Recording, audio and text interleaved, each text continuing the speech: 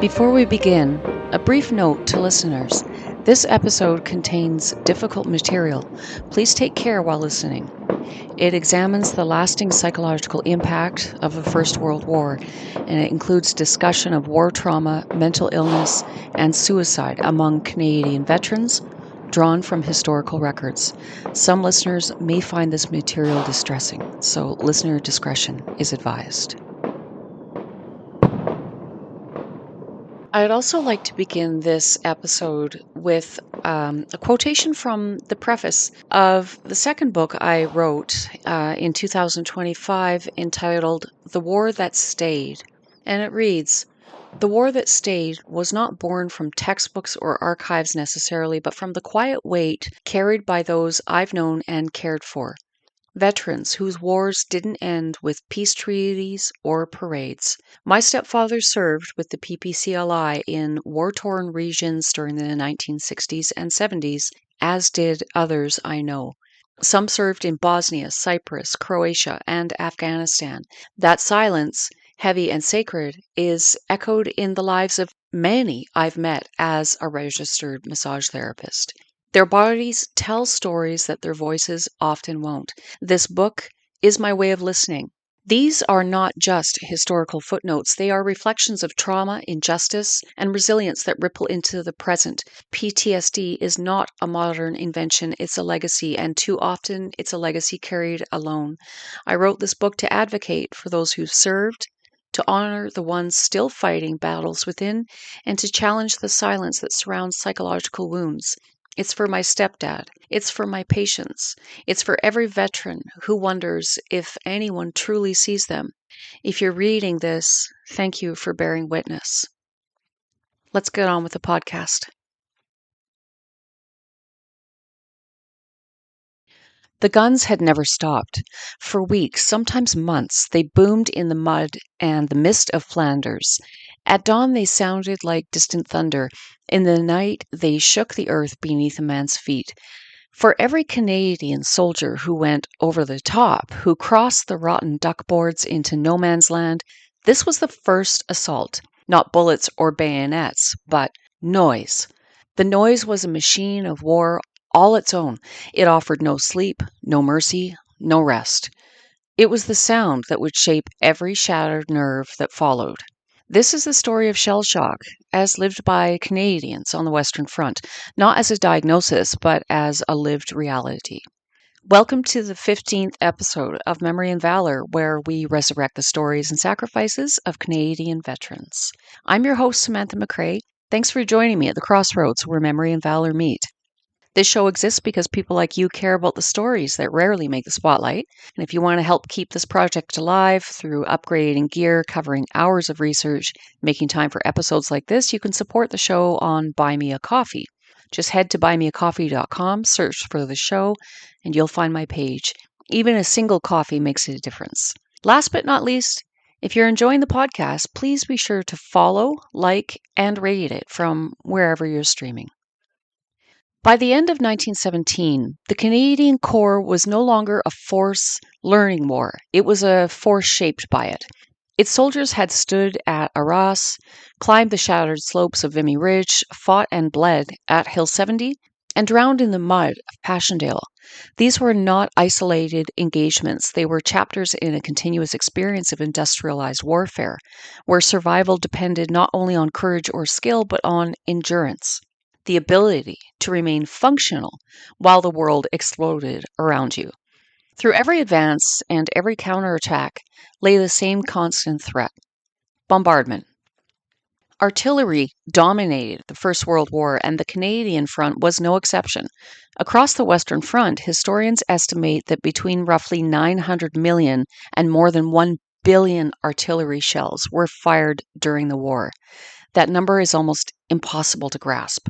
But for the men in the trenches, it was not abstract. It was a lived reality. It was measured in hours without silence and nights without sleep.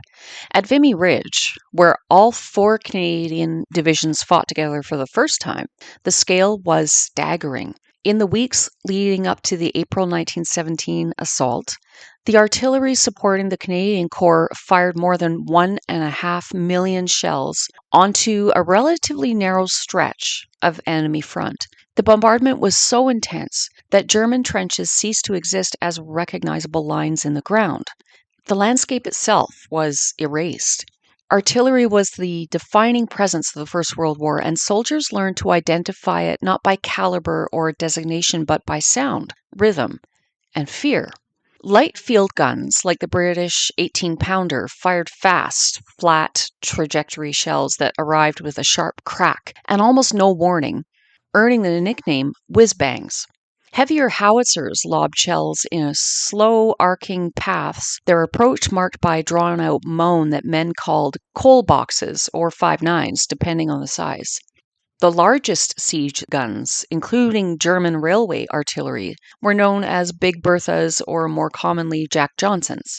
Their shells announced by a deep, rolling thunder that seemed to lift the ground itself before impact. Mortars firing short-range bombs that rose and fell almost vertically were dubbed toffee apples, plum puddings, or flying pigs, their slow descent offering just enough time for dread to set in. Shrapnel shells designed to burst overhead and scatter metal balls and bits of metal were especially feared, while high explosive shells tore craters into the earth and bodies alike. This slang was not gallows humor. It was a survival language, kind of a way for men to know what was coming, how long they had, and whether there was any point in running. Over time, the sounds of artillery became a vocabulary learned under pressure, one that followed many soldiers home long after the guns fell silent. So the battlefield was no longer terrain, it was a crosshatch of death. Shells fell on frontline trenches, on reserve lines, on communication routes, on medical posts. Even when a soldier was not actively fighting, he waited, listening, bracing, calculating distance by sound alone. Sleep came in fragments. Silence, when it arrived, felt unnatural, less of a relief than a warning that something worse was coming. Artillery accounted for the majority of casualties in the Great War, as many as 60 to 75% of all wounds and deaths, but not every injury bled. Some settled quietly into the nervous system, accumulated over days and weeks until the body could no longer contain them. It was within this environment that men began to break as early as 1915. The official term applied to this collapse was shell shock. The phrase appears again and again in war hospitals, casualty lists, and medical reports of the Great War. It was an attempt, crude but earnest, to name something unprecedented, the failure of the human psyche under sustained, inescapable trauma. At first, many doctors believed the condition was physical, that the blast of exploding shells had literally shaken the brain, damaging it through concussion or vibration. Others suspected nervous exhaustion, the result of prolonged fear and lack of rest. Some, less charitably, viewed it as a failure of character, a lack of moral fiber in men who could not endure what others endured. What they lacked back then was language. There was no modern psychiatry to draw upon, no clinical understanding of trauma as we know it today. There were no words for intrusive memories, hypervigilance, or emotional numbness. There was only the evidence in front of them. Men who trembled uncontrollably, who could no longer speak, and who flinched at every sound or who collapsed without visible wound. Shell shock then was not a diagnosis so much as a placeholder, a name given to a mystery. It marked the point at which the human mind, exposed to relentless bombardment and horror, could no longer adapt. And for thousands of Canadian soldiers, that breaking point did not come in the moment of attack, but in the long, grinding hours between, when the guns kept firing and there was nowhere to escape them. It was within this environment that men began to break. When the guns finally paused, even briefly, the wounded began to arrive. They came down the line in twos and threes, guided by stretcher bearers along duckboards slick with mud and blood, past shattered trees and collapsed dugouts. Some men bled openly, their injuries obvious and urgent. Others walked under their own power, unmarked by shrapnel or bullet, yet visibly undone. It was these men who puzzled Canadian medical officers the most. At casualty clearing stations just behind the front, places intended for rapid triage rather than reflection, doctors and nurses began to encounter soldiers who could not stop shaking, who stared blankly ahead, who covered their ears at sudden noises, who had lost the ability to speak altogether. Some collapsed without warning, others wept uncontrollably. A few sat in total silence, unresponsive to questions, as if the world had receded beyond reach. To the officers of the Canadian Army Medical Corps, these cases did not resemble the wounds they had been trained to treat.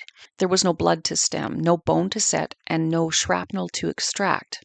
Medical forms demanded a cause, and so causes were supplied. Nervous shock, war neurosis, functional disorder.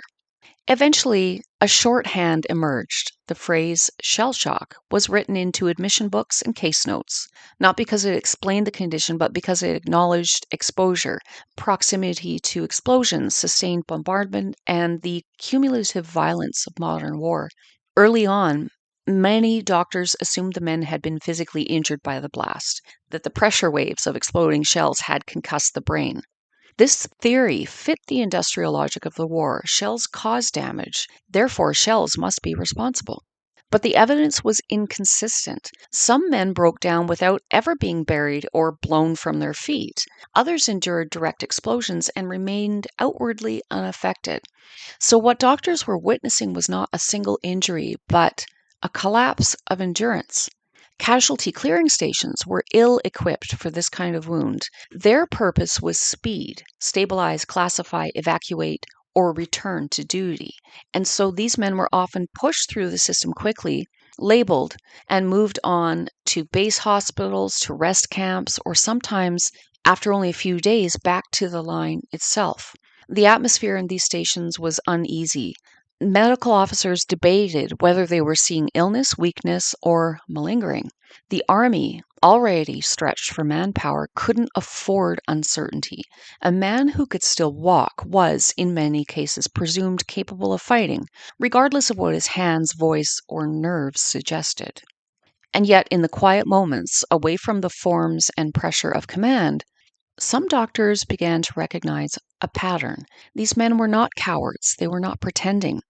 They were soldiers who had absorbed too much war too quickly for the human nervous system to bear. So it was here, under canvas and flickering lamps, amid the smells of antiseptic and wet wool, that shell shock first took shape, not as theory, but as human reality. And it's here that we begin to meet the men themselves. Victor Packer was an infantryman, and he was interviewed by the BBC, probably back in the 1960s or early 70s, on the subject of shell shock. These shells were going overhead, but this shell had that wrong sound to it, and instantly I dived down for cover to the bottom of the trench, and the wretched thing hit the side of the trench right where I was lying, and all my hair had been singed off the back of my head, all around here, and my eyebrows. I was black all over with powder smoke. My tunic was ruined and blown to bits, and I hadn't got a scratch on me except that I was shocked to blazes. My hands were going like this. I couldn't stop them. But I could hold them and make it all stop, my whole body. But as soon as I let go, it all started going off again like that. In the early years of the First World War, before military psychiatrists developed diagnostic categories, before shell shock even had a name, Canadian soldiers on the Western Front were left to describe their suffering in the only language they had. There were no protocols, no standardized symptoms, just men trying to explain something that felt new, terrifying, and invisible. Will R. Bird, A Nova Scotian born in 1891 did not enlist at the beginning of the war. His decision came in 1916 after receiving the news that his younger brother, Stephen, had been killed in action only weeks after arriving in France. Like thousands of bereaved Canadians, Bird turned grief into enlistment. He joined the 42nd Battalion, the Royal Highlanders of Canada, part of the CEF, and sailed for Europe that fall. By the time Bird reached the front, the Canadian Corps had already endured the Second Battle of Ypres in 1915, the St. Eloi craters in 1916, and the Somme also in 1916, actions that had introduced Canadian troops to the full brutality of industrial warfare. But the trials ahead would be worse. From 1917 to 1918, Bird served through some of the heaviest fighting of the war. At Vimy Ridge in April 1917, the Canadian Corps achieved a landmark victory, but at a terrible cost. More than 10,000 casualties in 4 days. Bird arrived shortly after and entering a landscape still covered with wreckage and the unburied dead. Later that year came Passchendaele, the Third Battle of Ypres, fought from July to November 1917. For the Canadians, their phase of the offensive began in October. The battlefield had been pulverized by weeks of shelling and then drowned by the autumn rain. Bird's battalion, like others in the Corps, waded through mud so deep it honestly swallowed rifles, horses, and even men. The diaries Bird kept during the war, later published as a book called And We Go On, contains some of the most vivid frontline testimony produced by a Canadian soldier.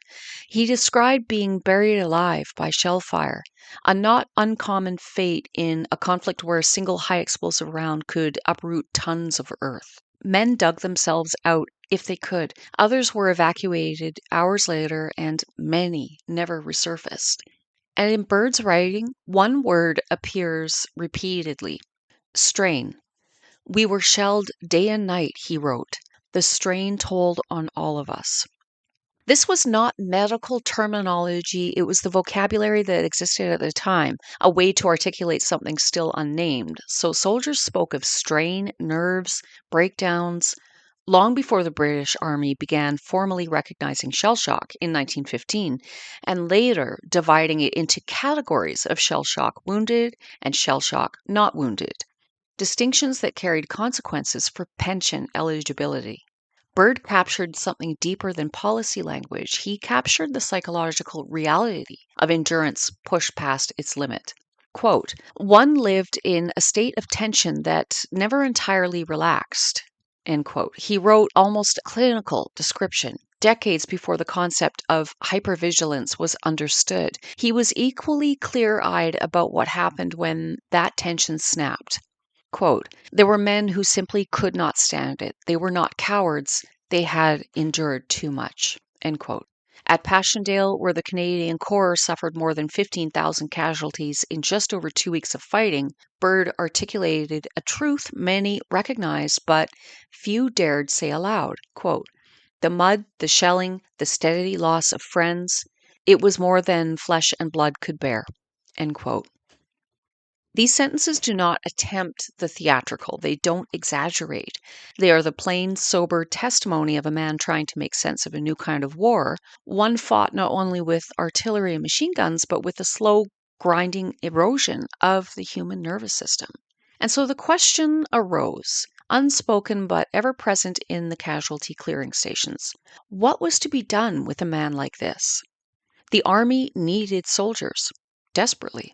A man who could walk might be rested briefly and then returned to duty. A man who could not was evacuated further back from the line. The distinction was not always medical, it was logistical. For Canadian medical officers in 1917, this was the problem shell shock presented again and again. It arrived without warning, it left no mark, and it forced decisions that blurred the line between care and command. Not all accounts use the clinical language of diagnoses. Sometimes the experience of trauma is locked in the memory of shock itself.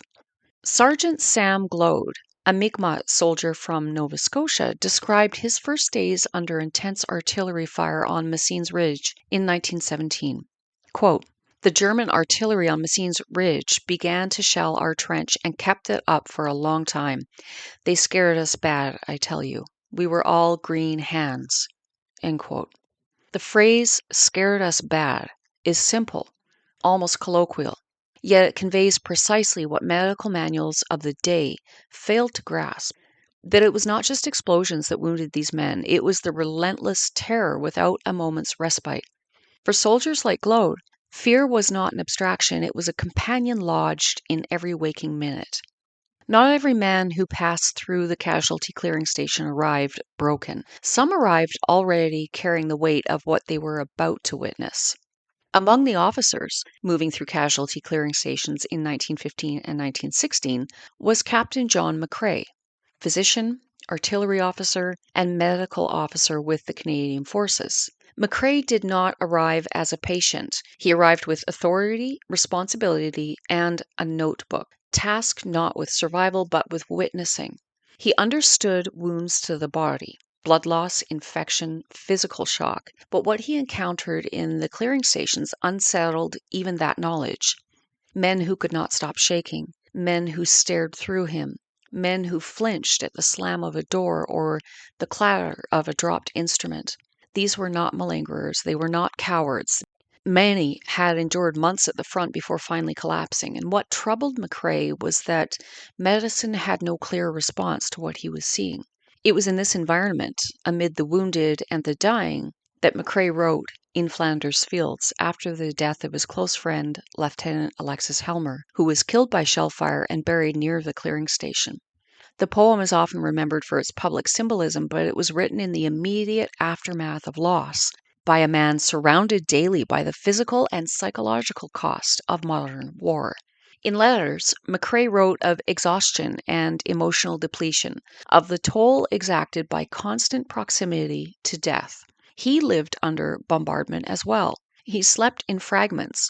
He absorbed the same sounds and sights that eroded certainty and calm. The difference was expectation. An enlisted man who broke down posed a problem of discipline. An officer who observed the breakdown was expected to manage it, to classify, to record, and to keep the system moving.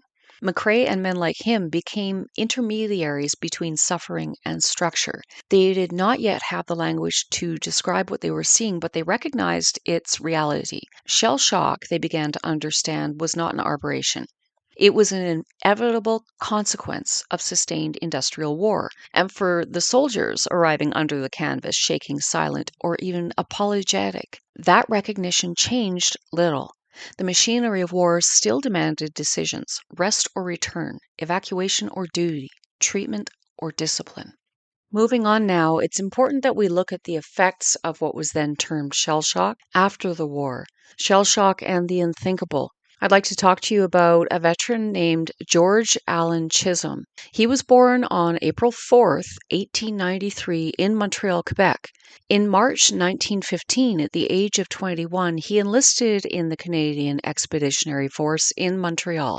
He was assigned to the 24th Battalion, a unit that would see some of the most sustained combat of the war. Service records confirm that Chisholm was wounded in France. While specific engagements are not individually listed in surviving public records, the 24th Battalion fought at Ypres, the Somme, Vimy Ridge, and Passchendaele, battles defined by relentless artillery fire and mass casualties. This places Chisholm squarely within the conditions most associated with shell shock. He was discharged in May 1919 after more than 4 years of service. What followed was not recovery. On March 5th, 1928, in East Chicago, Indiana, George Chisholm confessed to killing his 2 young sons, George Jr., aged 8, and Edgar, aged 6. Under questioning, he initially claimed the boys had jumped into a ship canal. He later admitted, in the words of the police report, that he pushed the boys into the water. Newspapers reported that Chisholm told the authorities he had intended to kill a 3rd child but did not carry it out. Chisholm's lawyer, Joseph Conroy, publicly stated that his client was, quote, insane, a victim of shell shock in the World War, end quote. This was not a speculative claim. Chisholm's military service records confirmed overseas combat, a wartime wound, and discharge after prolonged service. Chisholm himself reportedly told authorities that he wanted to die for the crime, a statement newspapers interpreted as evidence of mental collapse rather than remorse alone. George Chisholm was not executed. He was ultimately institutionalized and later released. He lived until 16 October 1975, dying in Round Lake, Illinois at the age of 82. His sons were buried as victims of a crime that forced the public to confront a reality Canada had largely avoided. Shell shock did not end with discharge papers. George Allen Chisholm's case is not about absolution, it's about causation. He was a man shaped by industrial warfare, returned to civilian life with psychological injuries that were acknowledged but untreated. His crime was horrific, and his suffering was real. The system that sent him to war and then abandoned him bears part of the responsibility. Shell shock did not excuse what George Chisholm did, but it helps explain how a decorated veteran became capable of the unthinkable. By 1917, the Canadian Army had accepted that shell shock existed. What it had not accepted was responsibility for it. Across thousands of pension files, the same phrases appear again and again. Men were described as suffering from nervous instability, emotional excitability, or functional nervous disorder. These terms acknowledged injury while carefully avoiding permanence. One phrase appears with particular frequency in Canadian Pension Board decisions after the war, quote, not attributable to service, end quote. It was a bureaucratic verdict with enormous consequences. Veterans who had endured months of artillery fire were told their breakdowns were constitutional, the result of personal weakness rather than battlefield trauma. In one widely cited pension ruling, shell shock was described as, quote, a temporary condition arising from strain, not a lasting disability, end quote. That language allowed the state to discharge men, deny compensation, and close files. George Allen Chisholm passed through this same system. Like many CEF soldiers, he returned from overseas with documented nervous symptoms. Like many others, he was discharged rather than treated. His survival placed him among the majority of shell-shocked veterans, men whose injuries were real enough to end their military usefulness, but not real enough to merit long-term care. Other cases followed similar paths. Private Clarence MacDonald, hospitalized with tremors and mutism after Ypres, was later described in institutional records as incurably insane. His shell shock reclassified as mental illness once it became chronic. Frederick Jameson, whose pension file noted violent nightmares and emotional instability, was denied compensation on the grounds that his condition was, quote, not directly traceable to active service, end quote. This was not medical uncertainty, it was administrative strategy. Shell shock was tolerated during war when manpower mattered. After the armistice, it became inconvenient. Chisholm's later crime horrified the public precisely because it shattered the illusion that the war had ended cleanly. His lawyers claimed that he was a victim of shell shock, echoed language Canadians had heard before but never wanted to confront. Most shell shock veterans did not commit acts of violence. Most lived quietly, painfully, and invisibly. But Chisholm's case exposed the long tail of untreated trauma and the cost of a system that recognized psychological injury only when it could no longer be ignored. Canadian pension officials routinely reframed shell shock as a temporary condition. One medical assessment described shell shock as, quote, a functional nervous disorder not indicative of permanent disability, end quote. That phrasing mattered because it allowed the state to acknowledge injury while denying long-term responsibility. Another pension ruling concluded that the veteran's condition was, quote, not attributable to active service, but rather to a constitutional predisposition, end quote. This language appears repeatedly across Canadian files. It shifted blame away from the battlefield and onto the individual soldier. It was adding insult to injury.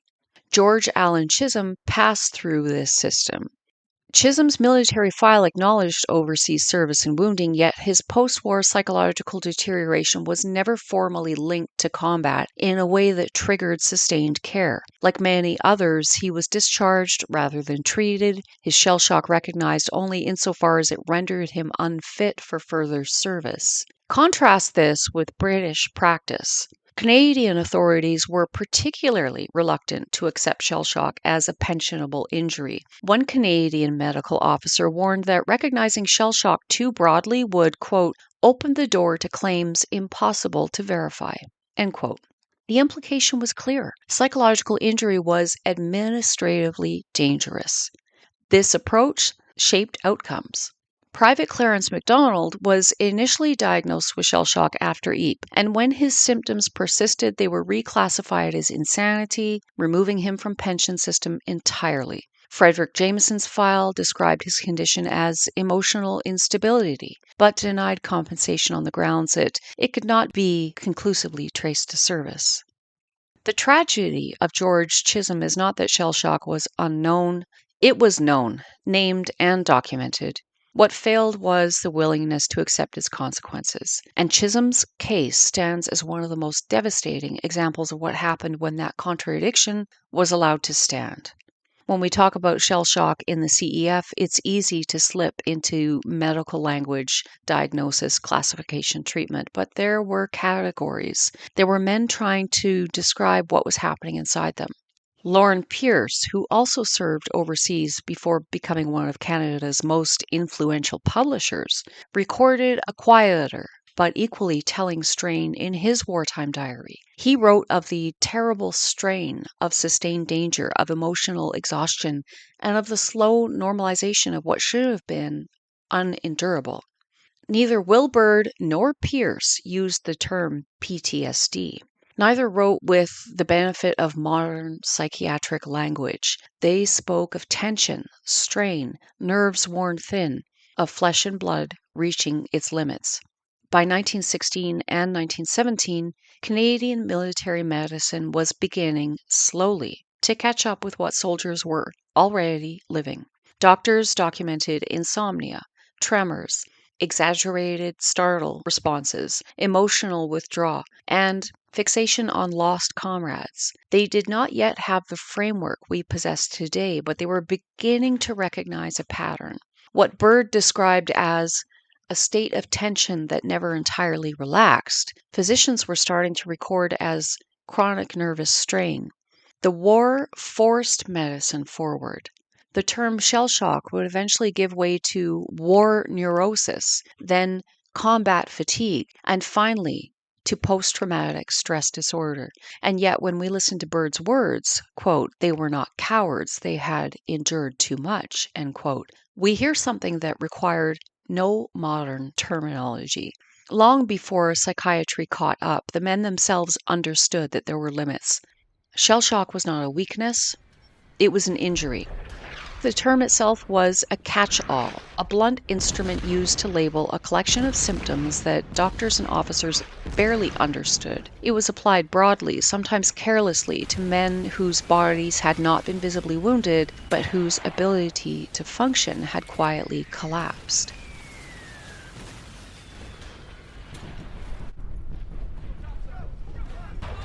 The symptoms varied, but the pattern was familiar. Some men wept uncontrollably, unable to explain why.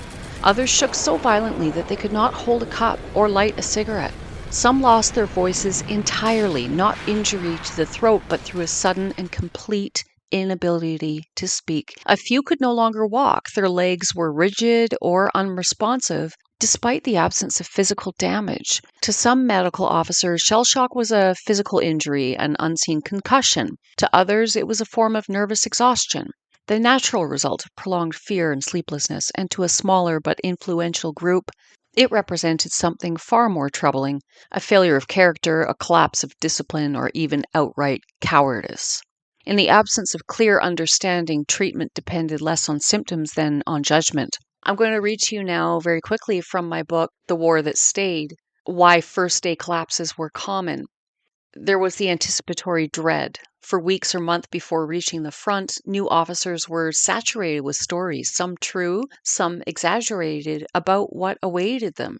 The constant psychological priming meant that their first exposure to live shell fire could hit with the force of a long awaited nightmare finally materializing. There was sensory shock. Modern artillery delivered an assault not just on the body, but on the nervous system. The concussive blast waves, ear-splitting detonations, and vibrations running through the ground overwhelmed unaccustomed soldiers. Even seasoned troops admitted that no amount of training could prepare a man for the first barrage. There was the isolation within chaos. A first day often coincided with being placed among unfamiliar men in a landscape stripped of normal reference points: mud, smoke, shattered trees.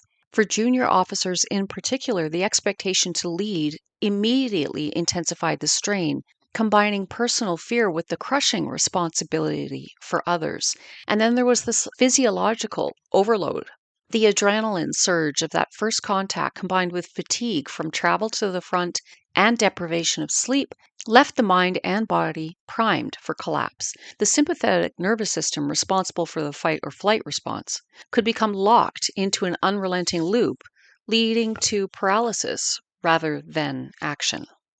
This was the unspoken enemy of the Great War.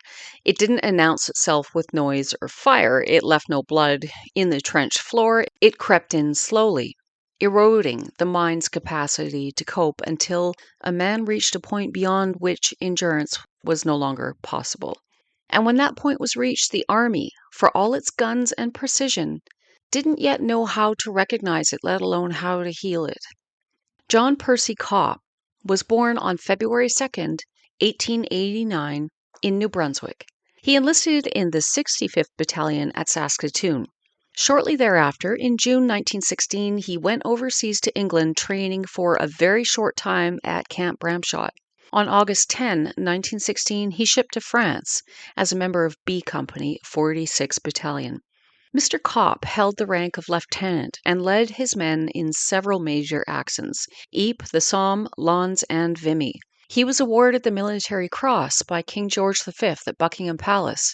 He spoke with Veterans Affairs Canada, likely in the 1960s, about his wartime experiences. I was in the front line with some of my own men and some of the 18th Battalion men. And I was standing right near a chap, and he's looking over the parapet of the front line, and bullets were coming over right along prairie bullets, and a bullet caught this chap right in the forehead as he was peering over watching to see what was going on, which he was supposed to do, and he fell dead at my feet. The shelling started about 9 o'clock and continued until 4 o'clock that afternoon. They sent all sorts of stuff over, the small ones we used to call fishtails. And you couldn't see them coming. You'd hear them and they'd land and burst. Sometimes they'd land in the trench. We'll hear more from Mr. Copp in a bit, but to further understand shell shock, one must first see the conditions these men lived in, not for hours or days, but for weeks and months at a time. The trenches of the Western Front were not temporary shelters. They were narrow, collapsing corridors carved into wet earth, reinforced with timber that rotted almost as quickly as it was installed. In many sectors held by Canadian units, the ground was so saturated that water pooled at the bottom of the trenches, turning the floor into a mass of mud that never fully dried. Because you got to think about it, in that area of Flanders, the earth was clay. Rats thrived there. They fed on discarded rations and on the bodies of the dead, growing bold enough to run across sleeping men in broad daylight. Lice were constant, living in the seams of uniforms and blankets, causing a relentless itching that sleep could not relieve. The stench was everywhere: wet wool, human waste, cordite, and decay, a smell so pervasive that many soldiers later wrote it followed them home, lingering in memory long after the war ended. And if you think about that psychologically, smell is often the best trigger of memory. Time in the trenches passed unevenly. Some days stretched on in what one Canadian soldier described as, quote, unendurable monotony with moments of indescribable fear, end quote. Long hours were spent repairing duckboards, bailing water, cleaning rifles, or simply waiting for orders, relief, waiting for the next barrage to begin. Men learned to measure the war not in days, but in intervals between shelling.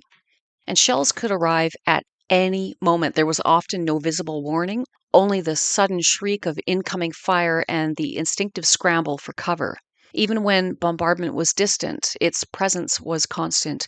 The guns never truly stopped. Their sound rolled across the landscape day and night, sometimes rising to a roar, sometimes fading to a low, unsettling rumble that made true rest impossible. Even in reserve trenches a little further back, supposedly removed from immediate danger, shells still fell.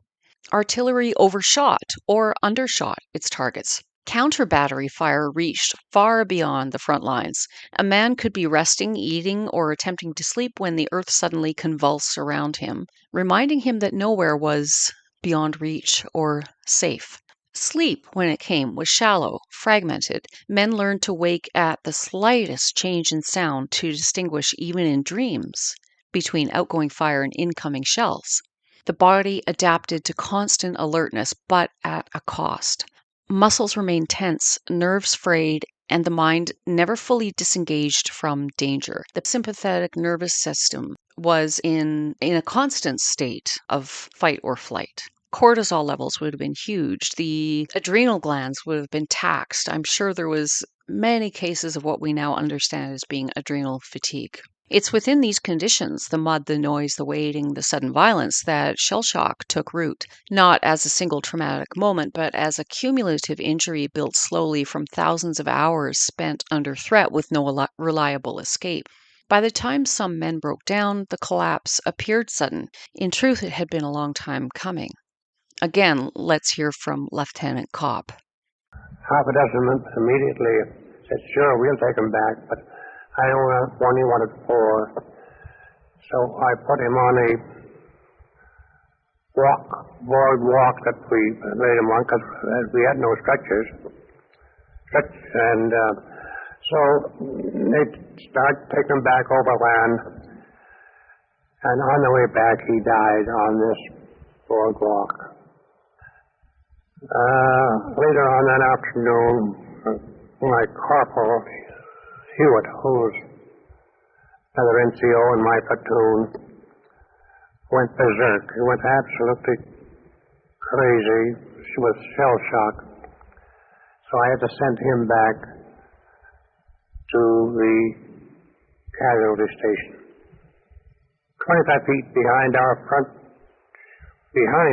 line, there were 2 chaps who were sending Stokes gun shells over against the enemy. I talked to them and watched them sending the shells over. And I came along a few minutes later and I saw there had been a direct hit on them. Their gun was blown up and the 2 men were also blown to bits. I can remember distinctly there'd be a leg or 10 feet away and an arm, another arm be a few feet in the other direction, and they were just blown to bits. That was quite a day, one which I never want to go through again. When Canadian soldiers suffering from shell shock entered the medical system, their fate depended largely on where they were seen and when. In the early years of the war, treatment was improvised. There was no standardized approach and no agreed upon theory of cause and no clear distinction between illness and discipline. What existed instead was a tiered medical network, casualty clearing stations near the front, base hospitals further back, and convalescent facilities in Britain or France, each responding differently to a condition they did not yet understand. The first point of contact was almost always the casualty clearing station.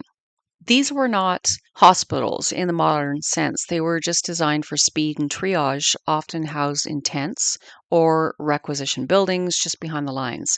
Their purpose was simple: determine who could be patched up and returned to duty, who required evacuation, and who would not survive. For shell shock cases, this environment shaped treatment profoundly. Men with mild symptoms, tremors, confusion, insomnia, were often given a short period of rest. Sedatives were administered, food and warmth were provided. If improvement followed, the soldier was frequently returned to his unit within days. The assumption was that proximity to familiar surroundings and comrades would restore equilibrium. Rosalind Cooper was a VAD nurse working close to the front. She was a volunteer, and she treated wounded soldiers as they arrived from the trenches, including men suffering from shell shock. And later, in an interview with the BBC, she spoke plainly about what she'd witnessed. I was on night duty with a whole ward of these shell-shocked men under my charge. It's rather hard to describe. They couldn't concentrate on things, of course. They weren't exactly antagonistic. In fact, they were very grateful to the nurses and very good to us. I remember one man who was going to have an operation. When he came round, he said to me, "Nurse, did I say anything out of place?" You know, that meant vulgar. I said, "No, you actually said, 'Can I help you, nurse?'" So he leant back with a sigh of relief and said, "Oh, I was so afraid I might say something out of place." I had a man who was always getting up in the middle of the night in his nightshirt and walking about out of the ward, where I couldn't control him. I remember touching him with one finger once, and he collapsed like a pack of cards. He was reliving in this nightmare an experience where he'd pushed some German prisoners down a well at Guillemont, and he was reliving it. One of the clearest examples of how military justice could overtake a soldier suffering from psychological strain is the case of William Alexander, a Canadian infantryman whose fate illustrates how shell shock and discipline collided on the Western Front. Alexander was born on 18 September 1880 in London, England, and later enlisted in the CEF at the outbreak of the First World War. He served with the 10th Battalion, a frontline infantry unit that saw sustained combat throughout the conflict. By 1917, after years of grueling action and constant artillery bombardment, the stress on men like Alexander was immense. In October 1917, Alexander was charged with desertion, leaving his post while on active service. Under military law at the time, desertion in the presence of the enemy was a capital offense. Evidence suggests that in many cases where soldiers left the line, psychological strain, what the doctors called shell shock, was a contributing factor. At least 3 of the 23 Canadian soldiers executed for desertion or cowardice during the war were later believed to have suffered from shell shock, though contemporary records rarely reflected that nuance at trial. Alexander's trial was conducted by British military authorities overseeing Canadian troops, using the strict disciplinary code then in force across the British and Dominion armies. After being found guilty, he was executed by firing squad, men made up of his own unit, I might add, on 18 October 1917 in France. His execution was part of a larger disciplinary regime in which 25 Canadian soldiers were shot for military offenses during the First World War, 22 for desertion, 2 for murder, and 1 for an act formally labeled as cowardice. Records from the time show that commands often published the names and offenses of condemned men in general orders, using executions not only as punishment but as a deliberate deterrent to others. The tragedy of Alexander's case and others like it lies in what we now know about the psychological trauma in combat. Thousands of Canadian soldiers were diagnosed with shell shock during the war, and estimated around 9,000 men, according to Canadian medical authorities. Yet the system's capacity to interpret those symptoms as injury rather than moral failure was extremely limited. Decades later, this harsh reality was formally acknowledged. In 2006, the British government issued a posthumous pardon to all Commonwealth soldiers executed for desertion, cowardice, or similar offenses during the First World War, including the Canadians. The story of William Alexander is not unique. It's a reminder that the battlefield didn't end at the trenches, and for many men, it continued into the courtroom where their distress was judged as defiance and too often punished as such. When the war ended in November 1918, shell shock did not.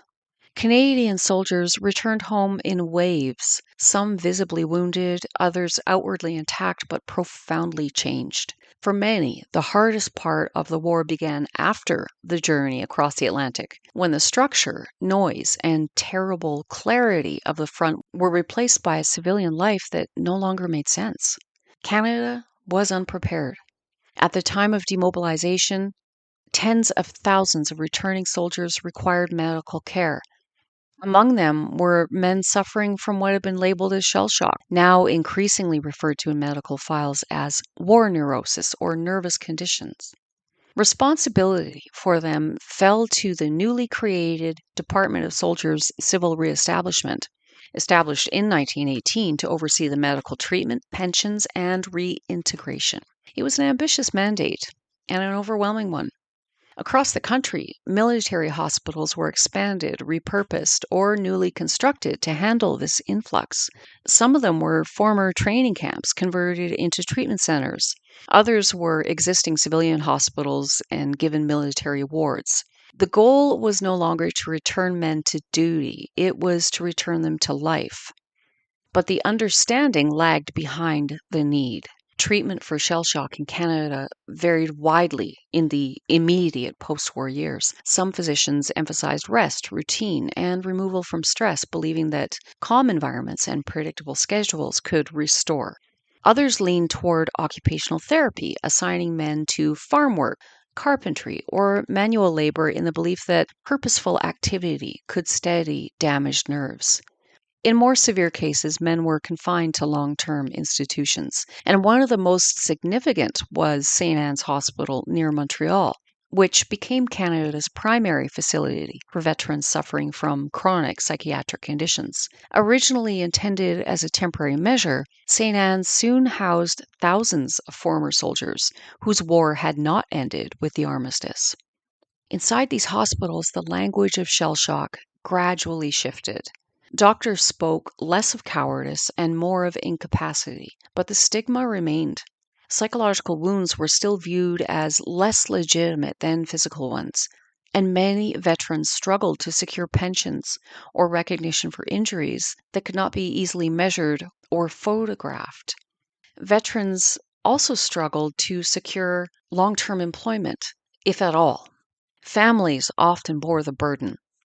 Wives, parents, and children lived with men who were withdrawn, volatile, sleepless, or emotionally numb. Nightmares and sudden rages and periods of deep depression were common. Some veterans drifted between hospitals and home, never fully settling in either place. Others avoided institutions entirely, choosing isolation over confinement. By the 1920s, Canada had begun to acknowledge that shell shock was not a temporary wartime thing, but a lasting consequence of conflict. Veterans organizations pressed for better care. Medical thinking evolved slowly toward a recognition of trauma as an injury rather than a failure. But for many men, help came too late, or not at all. Shell shock followed them into old age, shaping lives that unfolded far from the battlefield but were never entirely free of it. The war had ended, but its echoes remained in hospital corridors, in quiet farmhouses, and in families who learned to live with men who had survived the fighting but never truly left it behind. For some Canadian veterans, the war's aftermath proved fatal. By 1919, coroners across the country were already recording a grim pattern. In Ontario, Quebec, and the Prairie provinces, suicides among returned soldiers were routinely attributed to, quote, temporary insanity, melancholia, or despondency, end quote, with verdicts stating that the deceased had acted while of unsound mind. The war itself was rarely mentioned. Contemporary observers estimated that as many as 40% of veteran suicides in the immediate post war period were linked to severe psychological trauma. Trauma compounded by unemployment, physical disability, social stigma, and the near absence of sustained mental health care. Yet the language of coroners' courts consistently framed these deaths as personal collapse, not a service related injury. The names recur in provincial files. In Ontario, Private George Smith, a returned infantryman suffering from depression and nervous collapse, died by suicide. The coroner's report made no reference to his overseas service. Charles Campbell, whose leg had been shattered in France, shot himself in 1919. The Ontario coroner ruled that Campbell had, quote, acted while suffering from a mental derangement, end quote, without acknowledging the wound that had ended his working life. In Quebec, veterans such as Ross Putillo and Alexander Fowler were recorded as having died, quote, while temporarily insane, end quote, their service histories absent from the final verdicts. And in the Prairie provinces, William Bailey and William Dowyer died by suicide after struggling to reintegrate. Coroners cited melancholia or despondency, again severing the act from the war that preceded it. And what followed was often a second erasure. Pension boards reviewing these deaths relied on the same language. Files from the Department of Pensions and National Health repeatedly concluded that suicide constituted willful misconduct or that there was, quote, no sufficient evidence that death resulted from military service, end quote. Widows were informed that psychological injury could not be traced to a specific battlefield incident, so claims were denied. The war on paper ended cleanly. Even senior officers were not immune. Lieutenant Colonel Sam Sharp, a member of Parliament and commander of the 116th Battalion, returned from the war physically ill and psychologically exhausted. In 1918, after months of deterioration, Sharp died by suicide. His death briefly forced public acknowledgement that the war's damage extended beyond the trenches, but it did little to alter how most cases were judged. Sharp's strain is evident in a letter he wrote on 21 October 1917 to Muriel Hutchinson, the widow of one of his officers, just weeks before the Battle of Passchendaele. In it, he confessed, quote, but it is awful to contemplate the misery and suffering in this old world, and were I to allow myself to ponder over what I have seen and what I have suffered through the loss of the bravest and best in the world, I would soon become absolutely incapable of carrying on, end quote. The letter reveals a growing instability in Sharp's mental state. He remained in command until the end of December 1917, when he was recalled to England to attend a senior officer's course at Aldershot. In one of his final messages to the people of Ontario County from the field, Sharp expressed deep reluctance to leave his men, writing, quote, the next few weeks will see much heavy fighting in France, and I do not feel like leaving at this junction, end quote. Major George Randolph Parks, who assumed command of the 116th, later recalled that, quote, everybody knew he wasn't going to come back, end quote. Shortly after receiving the Distinguished Service Order from the King at Buckingham Palace, Sharp suffered a nervous breakdown and was admitted to the Canadian Convalescence Hospital at Buxton. Troubled by war dreams and consumed by worry over the welfare of his men, a despondent Sharp admitted that he felt he was losing his grip on himself.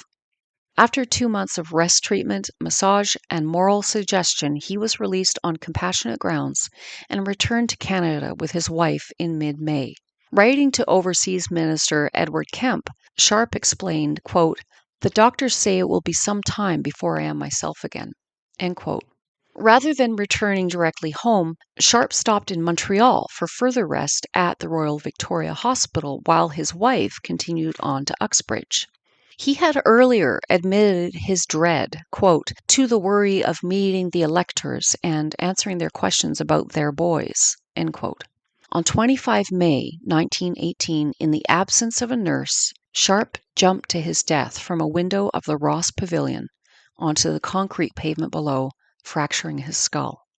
Quebec news bulletins reported that the colonel had been suffering from a nervous affliction and insomnia since his treatment in England. For others, despair unfolded more slowly. Veterans who challenged the inadequacy of the pension system, like John Armitage, found themselves trapped between declining health and bureaucratic refusal. Armitage died by suicide in the early 1920s, one of many men whose opposition to the system ended not in reform, but in silence. These deaths rarely entered official histories of the conflict. They didn't fit the narrative of victory or sacrifice. But they were part of the war's long shadow, evidence that survival didn't always mean endurance, and that for some Canadians, the cost of service was paid years later in coroners' courts and pension files that refused to name the war at all. This was the final cost of industrial war. These deaths were recorded in files and verdicts. They were counted, categorized, and closed. But suicide was the only most visible edge of a larger reckoning. For every name that appeared in a coroner's ledger, there were thousands of men who survived, men who didn't die but didn't recover either, men whose injuries weren't fatal but permanent. The war did not end for them in hospitals or pension offices. It followed them out the door. And when the trains began to roll west and east, carrying soldiers back across Canada, the country prepared to welcome them home, believing, or perhaps needing to believe, that the war had been left behind. It hadn't. I'm going to pause for a moment and break up the monotony of this monologue and let you hear from two British veterans who served in the Western Front and spoke to Imperial War Museums probably sometime in the 70s about their own experiences with shell shock. The first gentleman's name was Harry Smithers, and then we'll hear from Guy Bothright. Following that, we're going to listen to a nurse who served in the Western Front as well, Mary Jolie. Her testimony of what she witnessed is very moving because it also speaks to her sense of helplessness when she was trying to help these men. And even though she was quite old when this interview was done, you can still really hear in her voice her sense of regret and perhaps sense of responsibility for not having been able to do more. For miles, in every direction, it was just desolation. When you first see it, you think, my God, what's this? Everything's swept to the ground, just piles of bricks, tree stumps sticking up for miles and miles. The whole of the Somme area, to me, was like that. Death? Oh, yes. Oh, yes. It's the first time I'd ever seen death.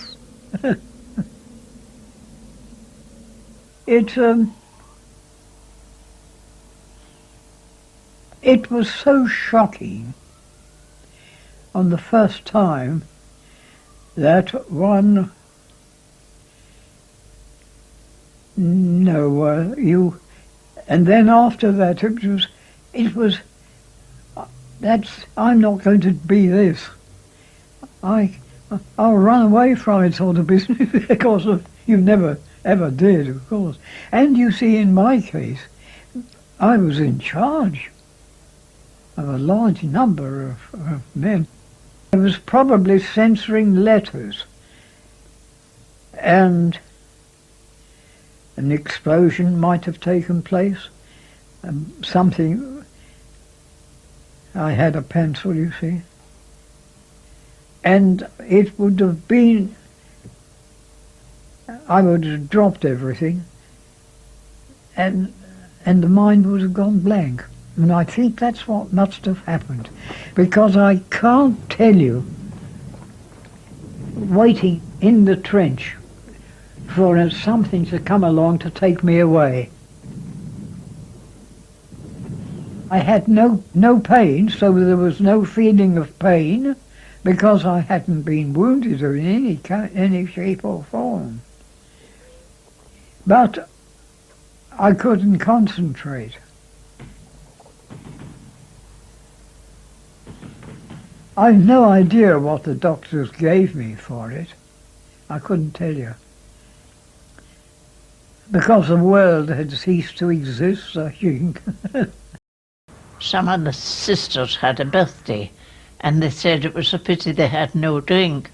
And one girl said she would get on her bicycle and go down and get a bottle of something, I don't know what. And when she was coming back, she heard a sort of coughing noise, and she thought, I'd better go and investigate what that is. Halfway she thought, oh no, it's a sheep or something. However, she did go over, and when she went over, she found that man had cut his throat. She had a petticoat on, a pair of scissors, and she bound him up as well as she could, and then she got on her bicycle and went back to the hospital. He was put on a charge, I suppose. He was in bed and his hands had to be outside the bedclothes all the time. And there was one probationer there that had to make do with what they had. And she was locking with one of the orderlies, and she took her eyes off the man, and he put his he had a tracheotomy done, and he put his hand and pushed his finger down, pushed his tube down the throat, died. Carelessness. Distressing. Very distressing sometimes. Did what you could for them, diverted them perhaps was probably most of what you could do. And I was very young, I was only 24. I hadn't all the knowledge or the wisdom that I should have had.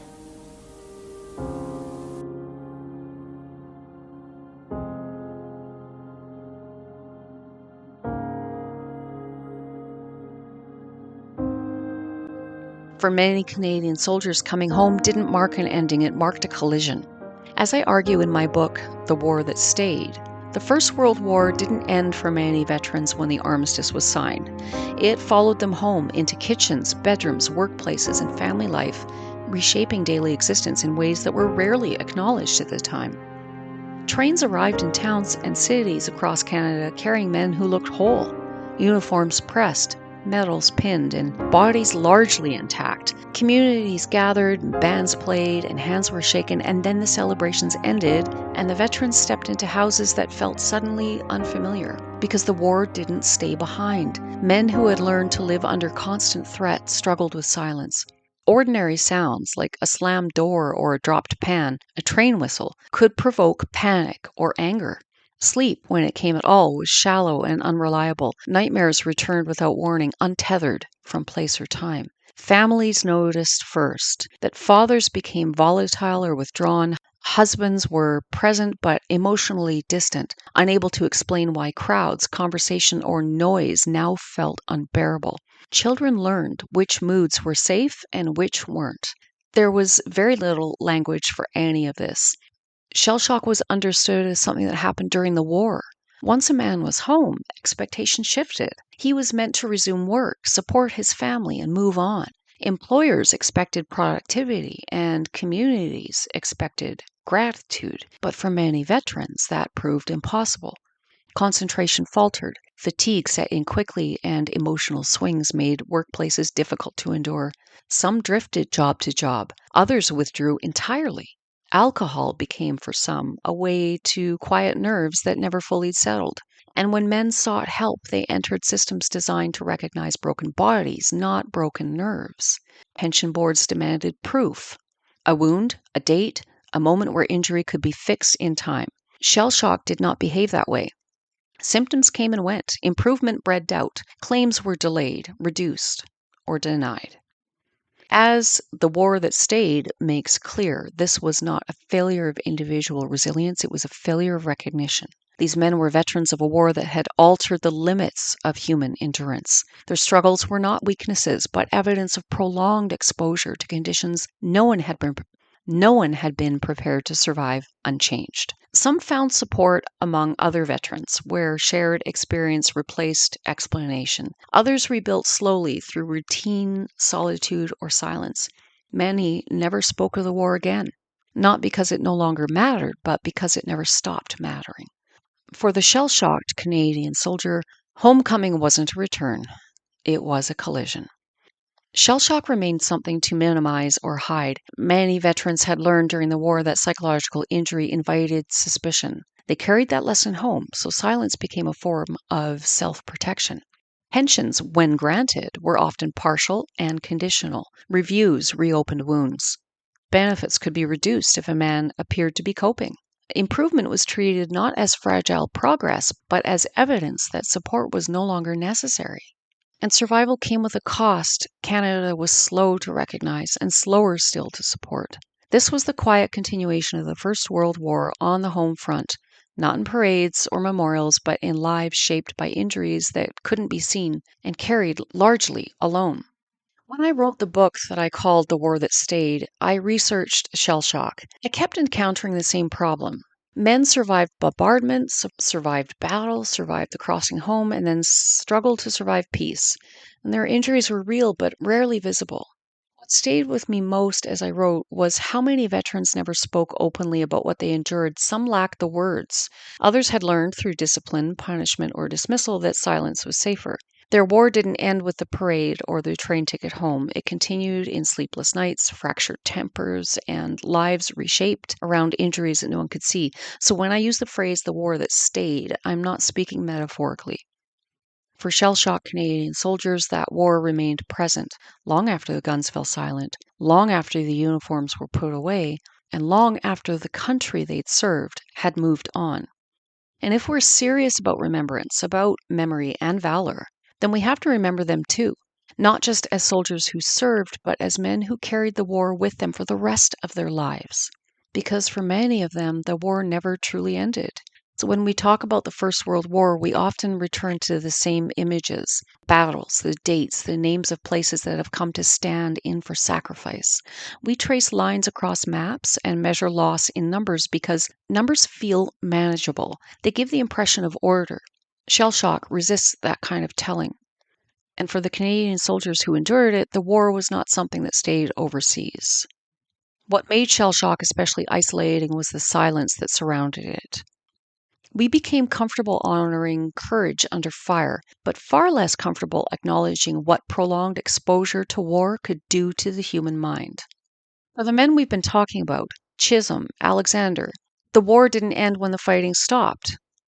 Today, Canadian veterans returning from Afghanistan, from peacekeeping missions, from deployments that look very different from the trenches of 1916, and yet many describe something hauntingly familiar: hypervigilance, fragmented sleep, sudden anger or withdrawal, a sense that the body has learned a way of being that no longer fits civilian life.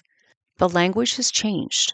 We now speak of post-traumatic stress disorder rather than shell shock. There is greater awareness, better treatment, and growing recognition that psychological injury is real. Organizations like Wounded Warriors Canada, along with clinicians, peer support networks, and Veteran Affairs Canada, work to ensure that today's veterans are not left to navigate that injury alone. But the core experience, the war that stays, remains. Modern veterans still struggle with reintegration. Families still see the changes first, and too often the burden of explanation still falls on those whose wounds can't be seen. What has changed is not the nature of trauma, but our willingness to name it and increasingly to respond to it. The men of the First World War lived through this psychological injury before medicine had the words to describe it. Today's veterans live with those words and with the hope that recognition will lead to care rather than doubt. If this history teaches us anything, It's that survival is not the same as recovery, and that the cost of war does not end when the soldiers come home. For generations of Canadians, the war has followed them. The fighting ends, the war stays, and it should not end in our memory either. We understand far more about how prolonged exposure to trauma reshapes the nervous system. We have language now. We have research. We have better systems of care and support for veterans and their families. We aren't perfect, but we are not where we were in 1917. So when we tell these stories, we aren't only remembering the past, we're measuring how far we've come and how much responsibility we still carry to care properly for those who serve today. To everyone listening, thank you for spending this time with me. Thank you for caring about the stories that rarely make the spotlight and for helping keep the memory of these soldiers alive, not just in uniform, not just in battle, but in the long, complicated aftermath that followed them home. If you're enjoying this show, please take a moment to follow, like, or rate it wherever you're listening. It helps more than you know, and it brings these stories to people who might never have heard them otherwise. You can visit my website to read the show notes, explore the research behind each episode, and check out or purchase the books I've written about the First World War, including The War That Stayed. And if you'd like to collaborate on a legacy book about your family member's service, there's that too. It's all at www.memoryandvalor.ca. As we close today's episode, I hope you carry something with you. Not just the battles and not just the dates, but a deeper understanding of what those battles cost. The invisible wounds, and the visible ones too. Sometimes remembering is its own form of care. So keep history alive, because where memory endures, valor lives on.